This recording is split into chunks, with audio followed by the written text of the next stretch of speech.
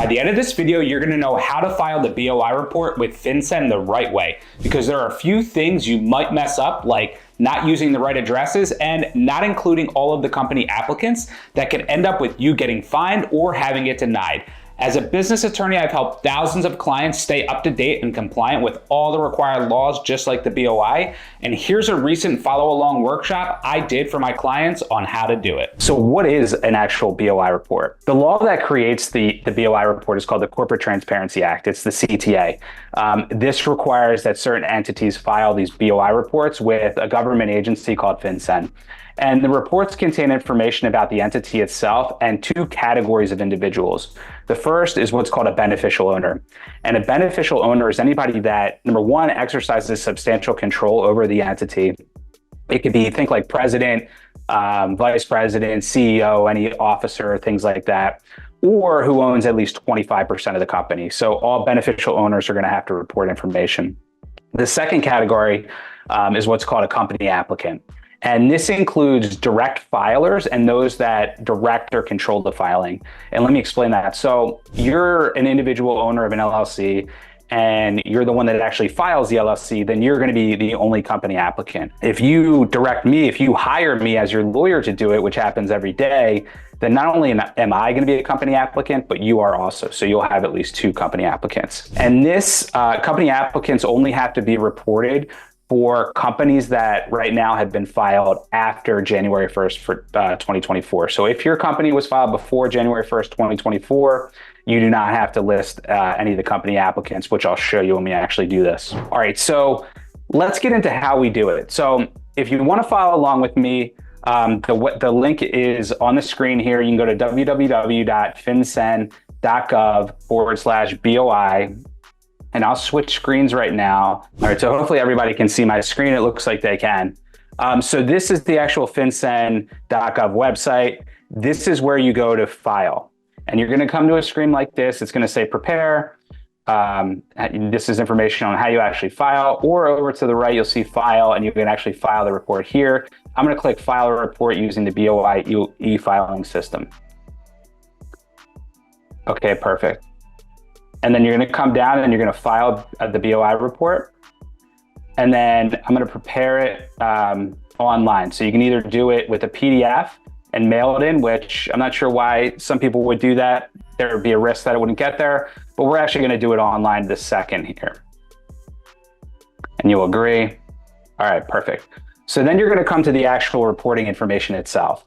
And for our purposes, we're going to file the initial report. We're assuming that you haven't filed a report before. If you had filed a report before and you needed to update information or correct information, then you could do B or C here. Or if your entity becomes exempt, if you file your initial report for whatever reason, it becomes exempt after, like it's inactive or you dissolve it, or there's a ton of other exemptions, then you can actually file the exemption right there. So for us, it's going to be the initial report A. I'm going to click next. And then we're going to simply go through the process. So you'll see up here, need help, request to receive a FinCen ID. If you have a ton of LLCs, like a lot of my clients are serial LLC filers, for example. If you have a ton of them, you can actually request an ID from FinCen, and you'll put in your information, like all the information I'm going to put in here, your home address, driver's license, things like that. And they'll give you an actual ID number. And instead of having to do that for every LLC, you can just put in your actual ID number. So it'll save you some time. I don't know of anybody that's done that yet. It's not been that big of a deal, but that's an option. So for me, I'll do one of my e-commerce businesses. Toots Tees LLC is the legal name. And then I'll scroll down, and this is not going to be, I'm going to put my EIN here. This is not my EIN. You want to leave out the dash though. So I'm just going to do 1, 2, 3, 4. And then there are 3 more. So 5, 6, 7.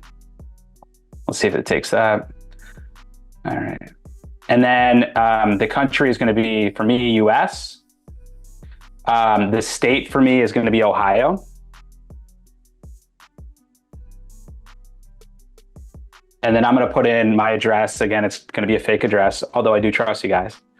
Main Street, and then city, Columbus, Ohio, or United States, Ohio, and then 43206. Okay. And then we'll click next. Real quick, and we'll get right back to finishing the BOI. If you want to stay up to date on all the laws for your business, like the BOI, so you don't get fined and worst of all, lose your business, hit that subscribe button below as I regularly upload videos and free trainings here, just like this one, so you can grow your business and avoid lawsuits. All right, and then for number 16 here, the existing reporting company. You're gonna check this if your company was filed before January 1st of this year of 2024. If it was not, if you filed it recently after January 1st, 2024, or in the future, you won't check that box. And what that's gonna do is, if you remember what I said before, when I check that box, the system's gonna know that I don't have to list the company applicant information, because any entity that's filed before January 1st, 2024 is exempt from listing the company applicants. And that's all it's going to do. It's going to prevent me from doing that. So it's going to say when existing reporting company is indicated, all company applicant fields will be cleared. Do you wish to continue? Yes. All right. So now we're going to scroll down, and this is the information for the beneficial owners information. So, oh, I'm sorry. I'm going to go to the next screen here. Blocked out the company applicant. All right, so now we're on to the beneficial owner information section. Now, if you remember, this is the section for the individuals of your entity that either own 25% or more of the company or have substantial control. Again, like their officers, president, vice president, CEO, managers of the LLC, things like that. And you're gonna list them all here. They're all gonna be listed. You can do as many as you need. So for me, my last name, Sauer, Evan, date of birth, 12/25. Yes, this is my actual date of birth, 12/25/1981. 123 Main Street, again. Columbus, United States, Ohio, and then 2206. Okay, and then it's going to ask you for certain things. You have to give it some type of ID. For me, I'm going to use a license. You can use a passport. If you're foreign, you can use a foreign passport if you have it, or any other type of legit ID. So I'm going to use my driver's license. Again, this is just a fake number. Hopefully it'll take it. And then the country is United States. Again, Ohio. And then it's going to ask you to upload the document. So I'll upload it just so we can move forward. And then I'll click next. And then we're going to come to the final screen. This is the submission screen. So for me, I put in my email, Sauer@law.com. Confirm it. First name, last name, and then you agree. And then you're going to click I am human. It's going to ask you to pick all these craziness. Once you submit it, and I'll switch back here, you're going to get to a screen that looks like this. So you're going to get this is one that I did for my own company a while ago, January 9th, but make sure that you print this out, right? So they might not email this to you, and you want to make sure that you have this receipt to show them in case anything comes up that you filed it. But this is the receipt that you're going to get.